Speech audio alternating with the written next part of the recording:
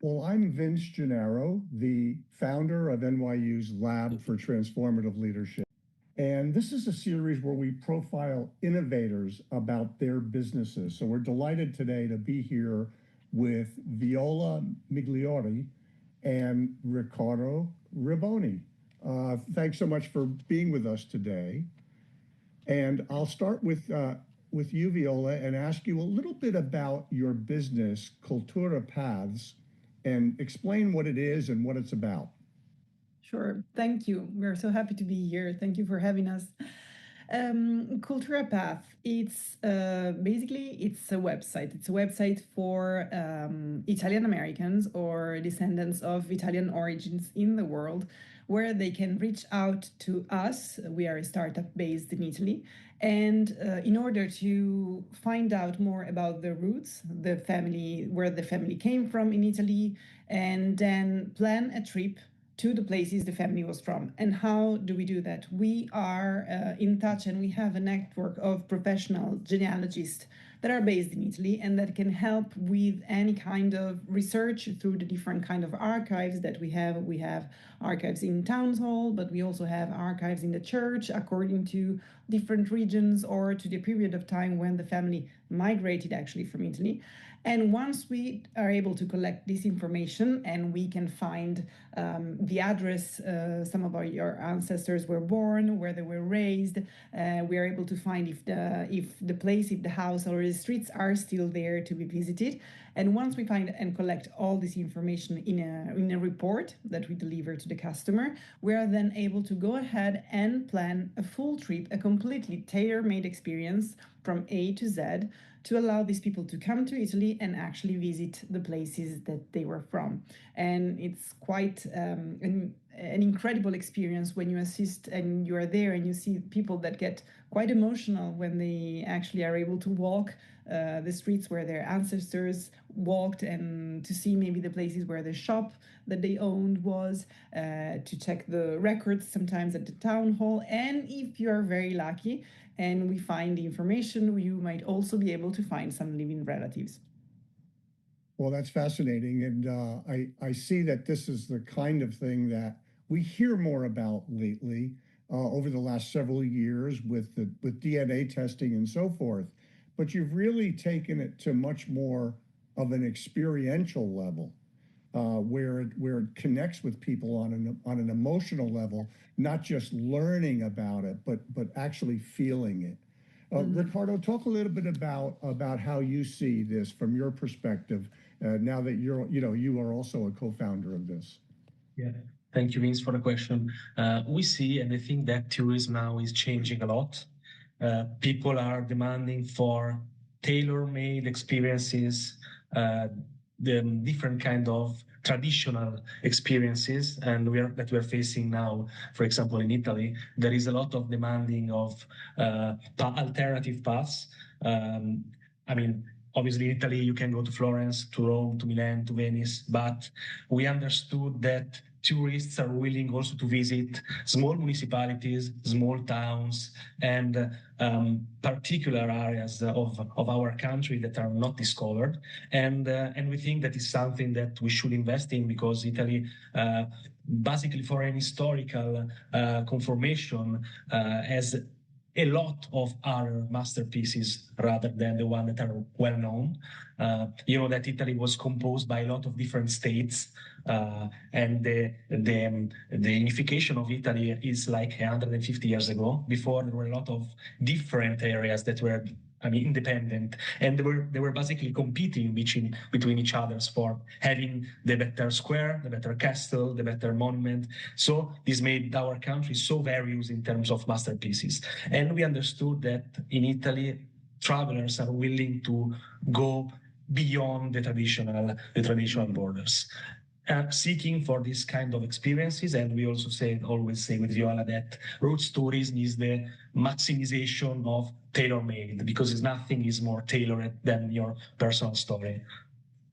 Yeah, that's interesting. And in some of the work we're doing at the Lab for Transformative Leadership, we talk about identity.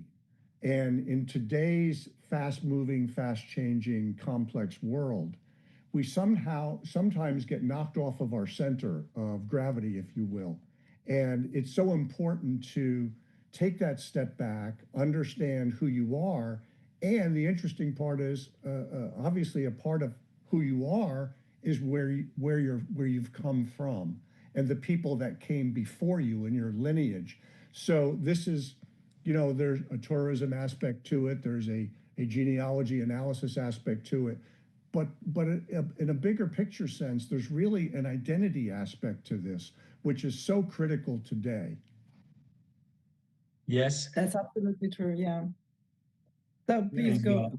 Okay. I was saying that identity is very important, and I mean, is the focus, is the center of roots tourism, especially in those countries where the diaspora arrived, such as US, Brazil, in general South America, because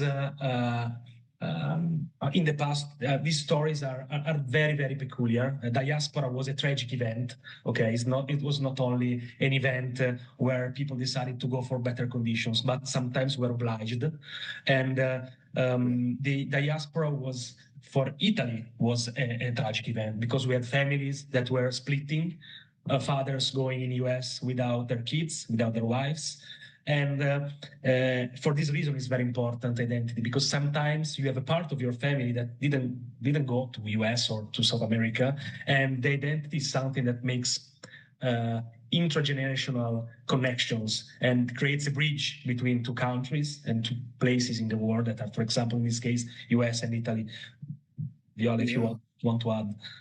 No, I was just thinking that, yeah, that's so true to what you're saying. And for me, identity is also something that sometimes was initially, when these people came, often they wanted to integrate themselves so much that they were willing to deny their own original identity in order to be able to melt into the country, the culture that was welcoming them. And this must have been quite like it was adding to the tragedy of having already to leave your home country, your homeland, and having to get to a new place where, of course, you might be able to find your fortune in the future, but still you were in a place where they spoke a different language that maybe you didn't understand. And I know that so many families try to put aside their own original identity just to allow their kids to be able to blend completely into the new culture. And now these kids and their kids are sometimes struggling to try to find all the information and try to put all the pieces together of the family puzzle.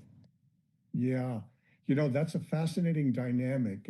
It's almost like it's the whipsaw. It's the flipping back of the previous generation's search to be assimilated, and the next generation's search to be reconnected to their original identity. That's a fascinating dynamic, but it makes perfect sense. I'm curious to know, there must be moments, excuse me, in people who come over and go to their hometown where, maybe describe some of the moments that people have where they're just enlightened or delighted or surprised and from what they're learning about themselves.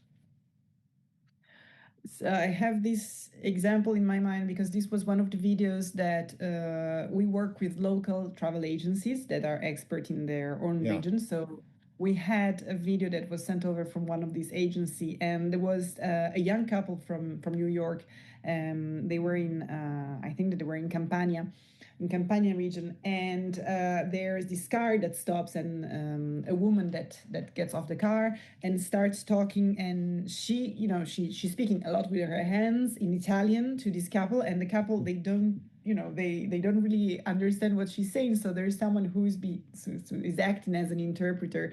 And the moment that this girl shows the lady on the phone a picture of her great grandmother, and the other woman recognized the person, and she just her face is just lights up because she connected all the dots, and she realized who she's standing in front. So this is something that's quite powerful when you see that. And sometimes people actually, you're not always able to find living relatives because there is a law on privacy. So, of course, you cannot really easily disclose information about living people and people that are still alive. But there are some fun facts. So, for example, once another agency told us that there was a guy who came to visit his hometown, and he actually realized that his family and the descendants of the family that was still in Italy, they owned a castle.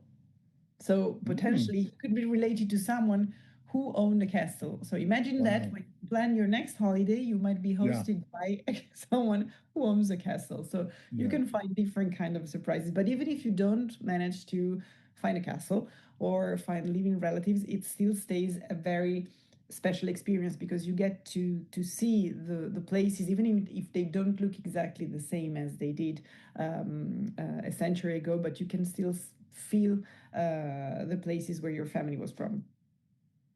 Yes, yes. And, you know, as I listen to you speak, it makes me realize you're in something much more than the tourism business.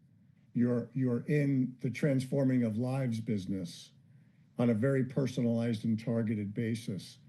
One of the things that I wonder, and perhaps Ricardo, you can answer this, is given how personalized the experiences are, how do you allow that to scale? I mean, I would think scaling is a bit challenging because of the personalization. They tend to go, you know, they don't go hand in hand. Yes. I don't think I have a clear answer on this because it's something that we are still thinking about. But in the end, sometimes scaling and being able to maintain the original, let me say, identity of the business sometimes are conflictual. We would like not to create a sort of hybrid. We would like to maintain the original spirit, the original core of our company. Without coming to compromises on the side of scaling too much. Obviously, there are more than 80 million people with Italian identity worldwide, and so we would like to reach them all, and to reach them all, for sure we should scale. But I think that for us, the most important thing will be to maintain our brand identity, and this is very important. Talking about identity, not only for this kind of people that are coming back, but also for us as a company. Try to not change our path and try to maintain the initial soul and the initial spirit of our business, because in the end we started as a business, but on the same side we started something that we were willing in. I mean, it is something that we really trust, and we think that we are doing something good for the people, not only just selling travel packages. Yeah, you're definitely tapping into an emotional element more than just learning. It's really experiencing, as we said earlier. And I think, you know, one of the paradoxes, and it's always interesting to think of things that are a paradox, is that sometimes you have to go backward to move forward. Yeah. And that's what you're doing. You're creating that line that takes someone back, which isn't really going backward, it's going back in time to embolden them, to enrich them, to be able to move forward in a different way. It's very interesting. What are some of the challenges that you're facing as you continue to build this? I'm sure awareness is one of those. Yeah. If I can start, Viola, I think that, I mean, us as a company that is based in Italy, and our platea is on the other side of the ocean. The main challenge is to reach the platea that we are targeting, because we are a startup, we are new. Awareness is the most important thing for us, because, I mean, obviously these kind of travels are very personalized, and the competitors on the experiential travel are way more structured than us. Obviously, we work on a niche market, but we have to establish relationships in US, in Brazil, in South America, in order to penetrate that market. And let me add you one thing discovered in the past month is that Italian American communities are very physical. I mean, not so much digital. And there are these kind of communities where you need to enter presented by someone. It is very important. And sometimes the digital marketing is not the real answer to this. Sometimes there is the connection, is the personal connection, having someone that is within this community that the word of mouth basically is one of the most important. And this kind of thing is Italian American thing, but it is a very Italian thing. I mean, the word of mouth, the trust. Yeah. And let me add you another thing that is internal for us, but we are facing and we are managing it, is the fact that not all the documents are digitalized at all.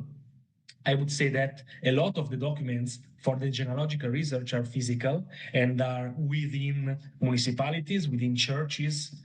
And sometimes the translation and the fact that our genealogists are going to hunt this kind of documentation takes a little bit of time. So we have to properly communicate and to manage the expectations, because sometimes a genealogist will need to basically have the permission of the priest to enter at a certain time, in a certain date in the church, go there, discover and translate the documentation from Latin or from Volgare, that was one of the Italian languages that was spoken in Italy in the 15th, 16th century. So but we are managing it I think this is a value add service that we provide to our customers. Yeah, interesting. Viola, did you want to add to that?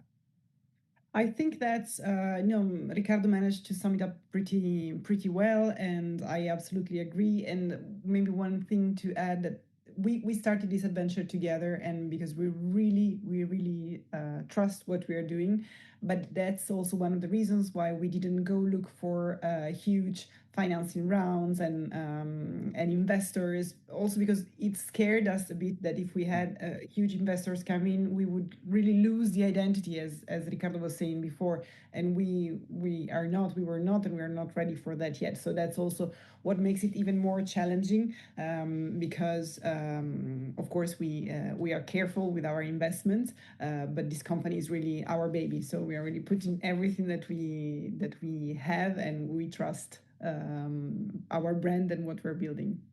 Yeah, I'm also struck by the high touch human aspect of your business. I mean, that's essentially at its core.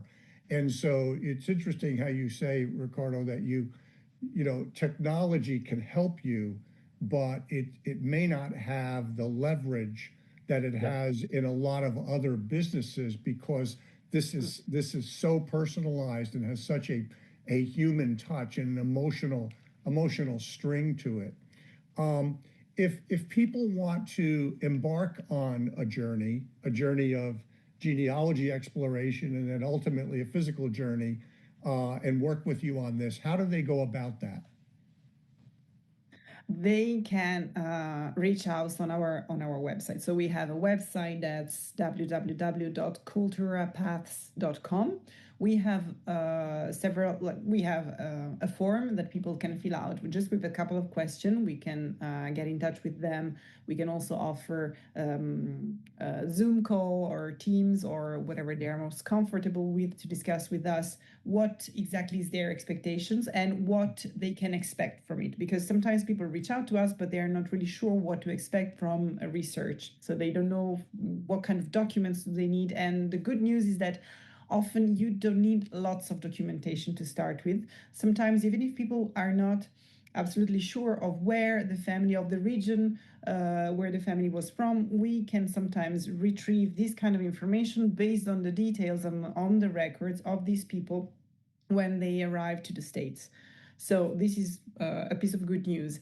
And once we get in touch with them, they can tell us whether they already have all the documents and they just want to go ahead and start planning the trip, whether they already planned a part of the trip, but they want to add a few days just dedicated to discover the place they were from.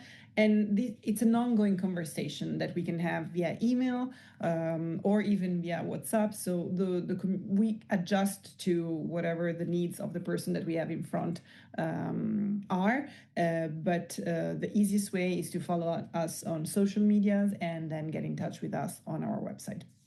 Yes, and Viola, you have a long history in the tourism business.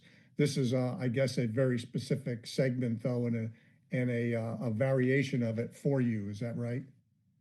It is. It is. I've been working in tourism for the past 7.5 years, and I was previously working for a company that stressed a lot, anyway, the importance of the local touch, of the human and local touch.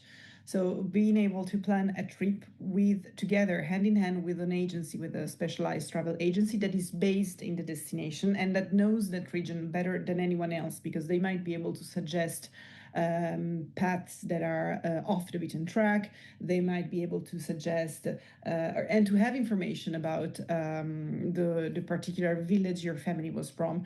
And they have this kind of deep knowledge of the place that they work in, and they also have a huge respect for the place that they work in. So they do everything they can to protect it, even from phenomenon like the over-tourism, as we were mentioning earlier. And it's in their own interest to be able to promote areas that are a bit less touristic, because it makes it a much better experience for the person who's traveling there, because they don't have to undertake long queues and wait in lines forever to visit something, but also for the region and for the villages itself, because this kind of tourism, and this is an undeniable aspect of this kind of movement, actually highlights and promote regions that are often left completely out any kind of financial flows that are coming from abroad and for tourists. So this is an opportunity also to shed some light on those areas of Italy that are unfortunately a bit neglected and sometimes forgotten. You know, the returning from a journey like you're describing with a different understanding of who you are, to me, is a profound outcome. It's more than having a few great photos of some nationally, globally known statues or places. It's something so much more personal and profound. So continued success with what you're building at Cultura Paths. It sounds very exciting. Thank you. Thank you. Thank you very much.